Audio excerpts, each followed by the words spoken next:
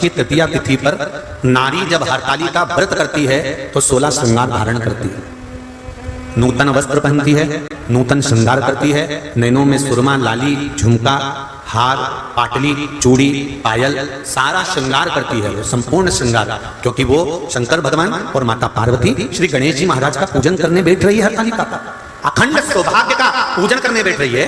कुंवारी कन्या भी अगर हरतालिका तीज का व्रत करती है तो वो भी श्रृंगार कर कर बैठती है, भले मांग नहीं भरती पर श्रृंगार करती है, पूर्ण श्रृंगार। ऐसे वर को क्या वरूं जो जन्मे और मर जाए, वर वरूं मेरा सांवरा तो मेरा चूड़ा अमर हो जाए।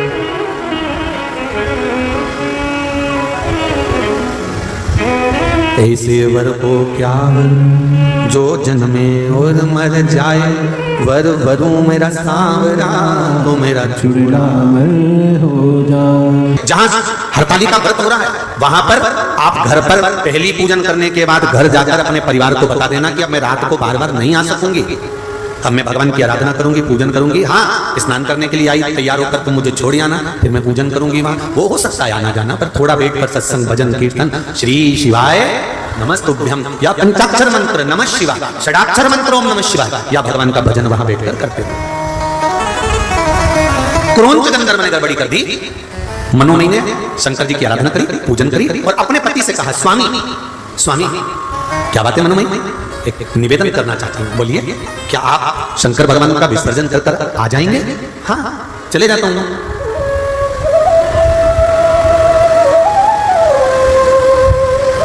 क्या आप शिव जी का विसर्जन कर कर आ जाओगे? हाँ चले जाता हूँ। पूजन आपने करी है, अर्चना आपने करी है, आराधना आपने करी है, शिव को निमंत्रण देकर आपने बुलाया, तो छोड़कर भी कौन आएगा?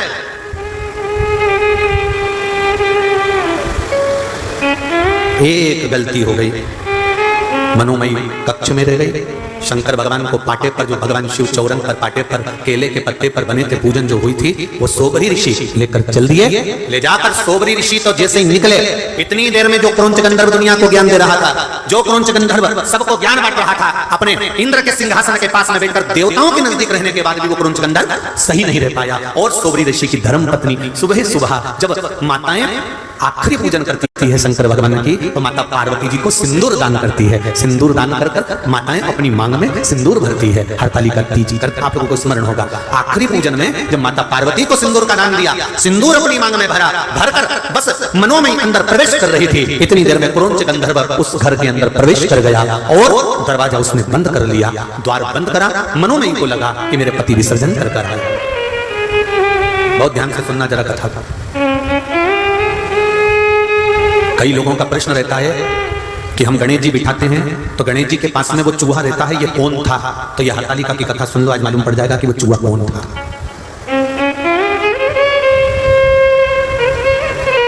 कई लोगों का प्रश्न है कि गणेश जी के साथ जो चूहा रहता है, हम गणेश जी बिठाते हैं तो चूहा साथ में रहता है, तो वो चूहा कौन था? तो उनको मालूम होना चाहिए कि चूहा कौन था, क्या गड़बड़ी कर गया था कि चूहा बन गया था, स्मरण होना चाहिए आपको। मनोमयी को लगा मेरे स्वामी आए, उसको भान नहीं हो पाया कि स्वामी नहीं है, ये तो क्रोंच गंधर्व प्रवेश कर गया। और गलत सोच से, गलत विचार से, बहुत ऊंचे पद पर बैठ जाना या बहुत ऊंचे पद पर बैठकर अच्छे रह लेना, ये भगवान की कृपा से ही हो सकता है। ऊंच निवास नीचे कर देख न सकल बहुत ऊंची गादी पर बैठ जाओ, बहुत ऊंचे सिंहासन पर बैठ जाओ, बहुत ऊंचे ओहदे पर बैठ जाओ, बहुत ऊंचे सिंहासन पर बैठ जाओ और बैठने के बाद अपनी चित्त, अपनी बुद्धि, अपना विचार, अपनी वाणी, अपनी सोच सही बनाकर रख लेना, बहुत कठिन बात।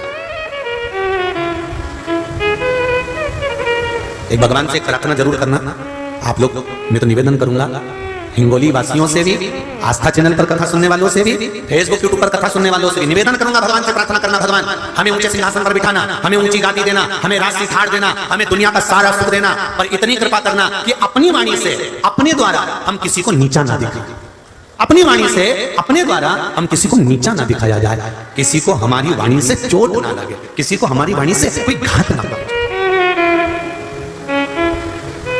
हम कई बार कथा में कहते हैं, आज फिर कह रहे हैं, आपका मन कथा में लगे तो आप कथा सुनो। आपका मन करे कि सियोर वाला महाराज कथा कह रहा है, उसमें कुछ सार तत्व है तो आप सुनो। नहीं है, आपके हाथ में रिमोट है, आप टीवी बंद कर दो। बहुत सारे महाराज आ रहे होंगे, चेंज कर दो तुरंत, बटन ही तो दबाना है महाराज, चेंज, उसमें क्या दिक्कत है? और दिल करे तुम्हारा कि हाँ कथा सुनना है और इसमें से कुछ ग्रहण करना है। कथा में से अगर ग्रहण करा है तो जीवन की सार्थक के पत्र में आया। देखिए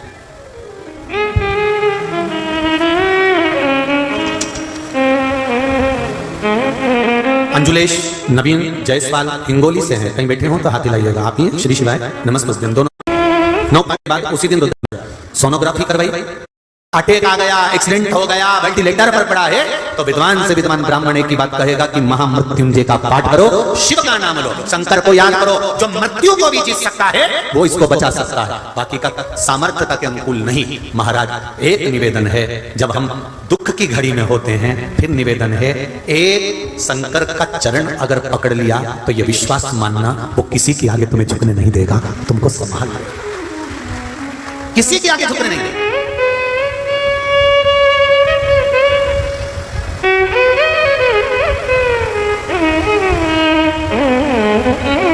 एक पति नौकरी करता था, उसकी नौकरी छूट गई। छूटने के बाद में पति ने एक प्लाट रखा, प्लाट पर मकान बना लिया कर्जा लेकर, कर्जे वाले प्राण पर प्राण खा रहे, नौकरी अलग छूट गई। पत्र है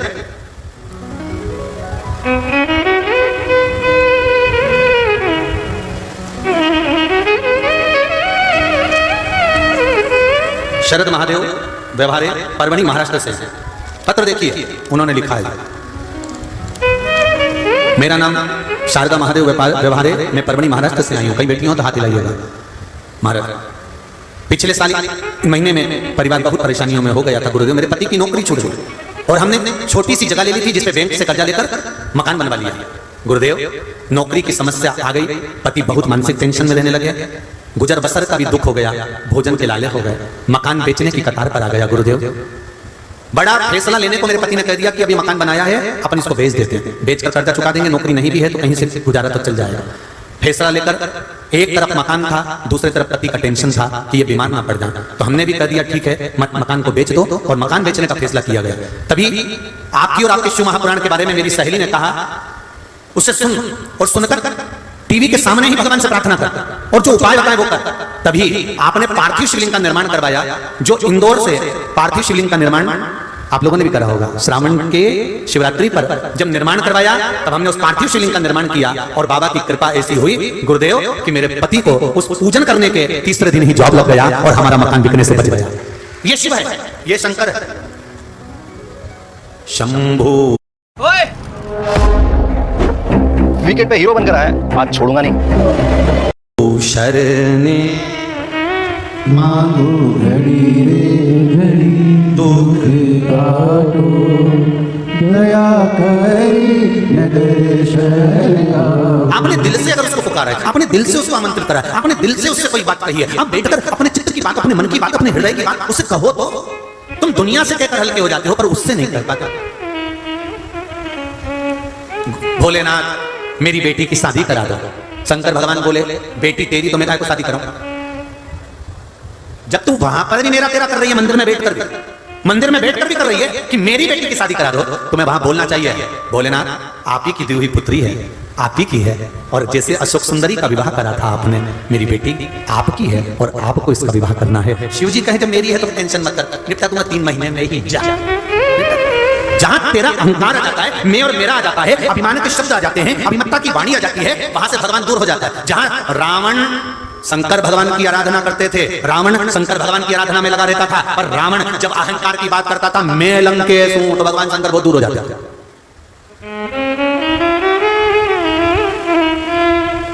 घर मेरा, परिवार मेरा, कुटुंब मेरा, कबीला मेरा, एक सेठी हमेशा यही कह के रोते थे मेरा परिवार मुझे इतना चाहता है, इतना कि मैं 1 मिनट नहीं दिखूं तो तुम्हारा घर का लोग मुझे ढूंढने निकल जाता है। तो इतने में गुरुजी आए उनके गांव में, गुरुजी ने कहा तुम्हारा परिवार तुम्हें इतना चाहता है, हम भी देखना चाहते हैं कितना चाहता है, तो एक काम करो ना, थोड़ी आधा घंटा के लिए मरीज जा।